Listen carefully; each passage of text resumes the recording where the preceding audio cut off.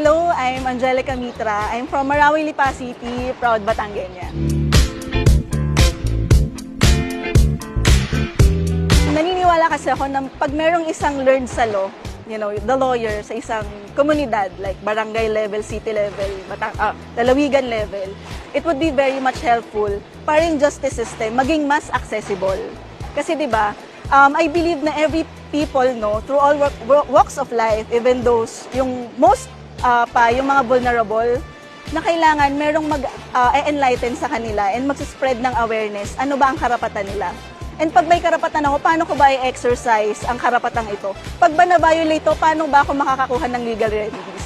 And at the same time, dapat may magpapaalala din na though may mga karapatan tayo, nakalatag yan sa Constitution, it's not absolute. Kapag nakakatapak na tayo ng ibang tao, hindi tama na ang ginagawa natin. So may limitations din yun. So again, meron tayong mga karapatan, pero meron din tayong responsibilities as citizens of the Philippines. And gusto ko maka-enlighten doon sa aspeto na yun. For me, dahil nabasa ko ang mga batas, naniniwala ko sobrang ganda ng pagkakalatag ng mga batas natin. Sobrang ganda ng pagkakapen ng Constitution, Civil Code, etc. So kahit ako nagwa-wonder at medyo nalulungkot, bakit sa kabila ng maganda naman ang mga batas, sobrang yung wisdom ng mga lawmakers natin, pero bakit parang hindi siya naiisa buhay? So, kung tatanungin mo kung worth saving, definitely, syempre, as a Filipino citizen, laging dapat may paniniwala tayo sa justice system ng Pilipinas. Kasi, pag nawala yun, magiging chaos na.